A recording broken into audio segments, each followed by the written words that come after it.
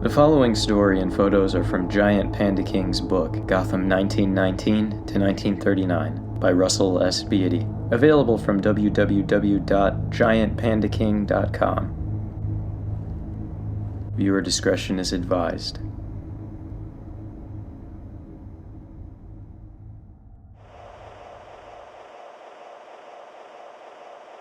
It seems as though each new costume criminal is worse than the last. The terrors that they dream up more horrific with each scheme.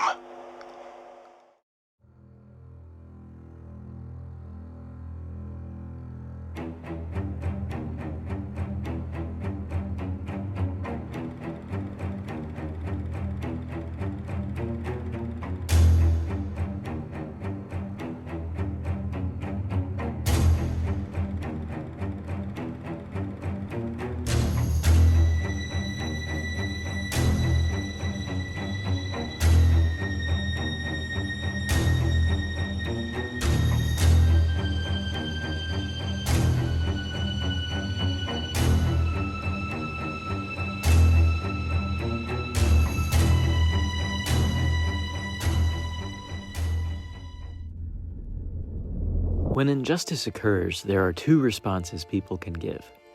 The first one is to turn a blind eye, to protect oneself from the repercussions. The other response is to stand up to the injustice, take it on, and face it headlong. To speak up in the face of injustice is a difficult but moral action. One such person who did this in Gotham was Stephanie Brown. Stephanie had grown up in Gotham all her life. Her father had been affected by the Great Depression. Her father, Arthur Brown, had been one of the unfortunate many to lose their jobs during the recession. Stephanie's mother had died not long after giving birth to her daughter. Stephanie herself was an intelligent child with an eye for detail. When radio reports of the Batgirl began to circulate, Stephanie was very taken with the idea that a woman could fight for justice in a city like Gotham.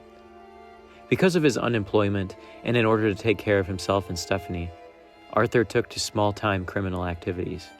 Picking pockets and mugging lone pedestrians allowed him to keep them on their feet for a little while. Stephanie was mostly unaware of her father's criminal activities, but she did have suspicions. Her keen eye and awareness made certain things hard to miss. Arthur's late nights, his demeanor, and his secrecy around her struck her as odd. Stephanie spent many nights home alone. Over the course of time, however, Arthur's small-time career came to a head. Arthur, after attempting to mug someone, came face-to-face with Robin, the Batman's apprentice. The boy wonder easily defeated and apprehended Arthur, and it seemed like Arthur would go to jail. Thinking quickly, Arthur pleaded his case to Robin. He told Robin about his daughter and how he was just trying to feed her and himself, that he would give up petty criminal activity. It seemingly worked. Robin let Arthur go, and Arthur returned home.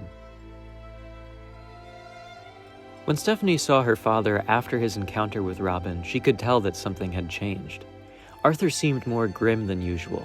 She could tell that something had happened, but she dared not ask. Internally, Arthur was angry. His main source of income was no longer a viable option. His defeat at Robin's hands had shown him that he wasn't cut out for small-time crimes. He realized that if a child could defeat him, he needed to be smarter. He needed to think multiple steps ahead. After much thought, a new idea came to him. He began pouring himself into researching Gotham politicians, police officials, and other figureheads in the city. He learned everything he could about their lives, their friends, their rivals, and their business endeavors. After enough digging, Arthur eventually uncovered a massive scandal. Gotham oil magnates had been bribing local politicians to gain access to federal land. This land, set aside as an emergency oil reserve, was being illegally harvested by these companies in order to turn a profit. Arthur spent tireless days acquiring the necessary evidence, photographs, stolen documents, and correspondence. Arthur immediately used this evidence to set to work extorting the individuals involved. These corrupt individuals began to receive letters from a mysterious figure calling himself the Cluemaster. During all of this, Stephanie Brown grew very suspicious of her father. Arthur spent long days away from home, and when he returned, shut himself up in his room. One day, while her father was gone, Stephanie ventured into his room. What she saw inside shocked her. Laid out in front of her were the details of her father's plans. Stephanie saw the moniker Cluemaster among them. She felt immense shock at the fact that she had just discovered she did not truly know her father. Hearing a sound at the door, she turned to see her father standing in the doorway, his face twisted by rage. He ran at her, and Stephanie stumbled. She crashed through the window of the room. Scrambling to her feet, Stephanie fled. Not knowing who to turn to, Stephanie turned to the police. When she shared the plans her father had made, however, they did not believe her. According to them, a scandal involving a criminal mastermind and multiple politicians and city officials seemed too fantastical of a story. Stephanie was frustrated and exhausted, but before she could leave, a detective stopped her. Her name was Renee Montoya. Montoya told her that she believed her story and would look into it. Stephanie thanked her out loud, but internally she decided that it wasn't enough. If the police wouldn't do anything about it, she determined that she would. Stephanie had been inspired by the masked vigilantes in Gotham. If her father was going to make plans and be this Cluemaster, then she would work to spoil his plans. Stephanie's thoughts inevitably turned to her hero, the Batgirl. Donning a mask and costume of her own, Stephanie Brown became the spoiler. Using what she had gleaned from her father's notes, she hit various locations that he had listed as information caches. During one of these raids, someone spotted her.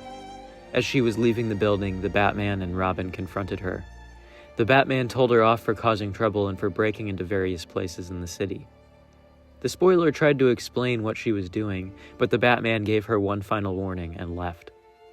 Robin followed after the Bat, but gave the spoiler an understanding glance first. Much of the following events are lost to time, but what is known is that the spoiler eventually teamed up with Robin to build a case against Arthur Brown and bring him to justice. Robin must have felt sympathetic and gone against the Batman's wishes to work with the spoiler. Together, they confronted the Cluemaster after he took a hostage at an oil refinery. They fought him, saved the hostage, and thwarted his plans, saving the city from his blackmail scheme. The corruption of the Gotham City officials was also brought to light, and they were prosecuted to the full extent of the law. The Cluemaster vowed that he would get revenge on Robin and the spoiler, but he would remain in prison. Although Stephanie was saddened to see her father behind bars, she knew that it was the right thing to do, and was proud of her role in bringing him to justice. Through her actions as the spoiler, Stephanie proved that even the daughter of a criminal could become a hero and stand up for what was right. Even though the Batman had initially dismissed her, over time she gained his trust. The spoiler was welcomed onto the Bat team, and she brought her investigative skill set. Stephanie also got to meet Barbara Gordon and learned that she had been the Batgirl. It was a dream come true. One day she was just a citizen of Gotham, and the next she was fighting alongside like-minded people for justice. Stephanie also got along quite well with Robin. There is some speculation by historians of romantic involvement, but there are very little records to go on. What is known is that they continued to work together on numerous cases and even helped thwart an escape attempt from Blackgate Penitentiary by Edward Nygma, the Riddler. Stephanie's bravery and tenacity inspired others to follow in her footsteps and fight against corruption and injustice in their own communities. In her mind, the spoiler's journey was just beginning. Little did she know that the Batman's journey was coming to an end.